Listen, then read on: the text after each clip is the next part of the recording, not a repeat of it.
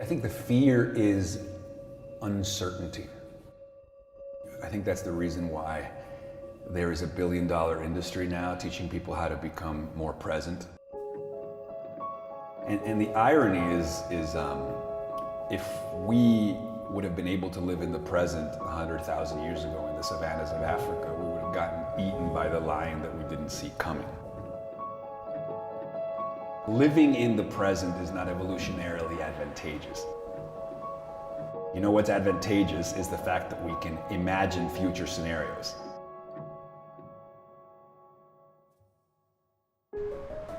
The reason we have memory, and Jordan Peterson talks about this, is not so we can relish about past times, is so that we can learn from things that happened in the past and make inferences about what's going to happen. Mitigating against future risk was biologically selected for. Those who did that bred more widely. And so we have inherited that brilliant neuroses of foreshadowing future danger and mitigating against it. Problem is, once we've made the world safe, we still are like a hamster in a hamster wheel. It's like you may have money, you may be paying your rent, you maybe have a wife and a kid and this and that, but you're still worried about tomorrow. Like, what's gonna happen? Oh my God, the collapse of the government, a terrorist attack, an airplane disaster. Like, that's the wire. Ironically, we've gotten to a time where now some of the hardware that has served us so well is now problematic, and there's this desire to return to a kind of capacity to be here now and actually like neuter our foreshadowing capacity and a relishing of memory. To block the signals forwards and backwards. In fact, in mental health now, there is a renaissance. Again, I'm talking about like the rise of learning to be in the present, meditation, mindfulness. All of these techniques are teaching us to neutralize our wiring to think about the future. The human brain, human beings are like an artificial intelligence program. We take in data from the present. We compare that data with data from the past, and we use that then to make predictions about the future. And that's what we're always doing automatically all the time. In fact, a lot of the time, we dispense with the present data altogether and just leapfrog to the conclusion. And so we're living in this perpetual been there's and seen that's of the adult mind, also known as jadedness. You're not even there. You're like, rather look at your phone, or you're rather, what movie are we gonna watch later? Like, we're just never present. Because our brain is so effective at saying, I know what this is, and making predictions about the future. And if the future's not dangerous, then we don't even have to pay attention to what's happening right now. So we live with this kind of perpetual low-level hum of anxiety. This future tense, like we're like crooked, like having a crooked back. We're like future tense all the time. Never now, always future tense, you know? And maybe that makes you a good businessman or a good planner. But unless you're like an architect and you're like planning the structure you're gonna build, like the incapacity to enjoy and smell the flowers is very problematic. What are some of the ways that we can neuter our compulsion to constantly leapfrog to the future? Travel, experiences that violate your expectation.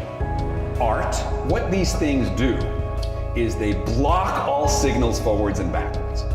It's hard to know what's about to happen if you're in a place that's completely new. When you're off the reservation, you don't know where that path leads. And when you don't know where that path leads, it's hard to imagine where it leads. So instead, your senses are heightened and you're here now paying attention. And it also answers this dilemma of our existential conundrum of what to do about death. Because it's not even that we're afraid of dying tomorrow. We're afraid of dying in 30 years. Like, I'm afraid of turning 90 and dying when I'm 90. Except when I'm traveling, when I'm exposed to great, beautiful art, when I'm making love, what happens is you block all signals forwards and backwards. When you block all signals forwards and backwards, you enter the flow of the present. A present that is literally wonder-full. Wonder being the byproduct of exactly that unencumbered sense of first sight or virginal noticing. So you're obliterating the adult capacity to foreshadow everything. and you're returning to a more virginal state of heightened appreciation for what's unfolding in real time. And that seems to be the answer to our ills, because when we have those experiences, we have awe. And awe is an experience of such perceptual expansion in the moment that all your mental models about what this is are fucking obliterated. Oh, now I know what a glacier looks like. Oh, that's what a lion looks like in its natural habitat. Like you are dumbstruck, you are awestruck. Even though these are transitory experiences, they leave afterglows. That's why when people take magic mushrooms and have a mystical experience, or when they go to the Grand Canyon and they see their child be born, they're left with this afterglow for weeks, months, sometimes even years afterwards of increased well-being, increased creativity, and increased compassion for other people. Perhaps the answer to the existential agitation of what to do with ourselves in the face of death is simply to stop and smell the roses, to learn to steward the contents of consciousness to the here and now.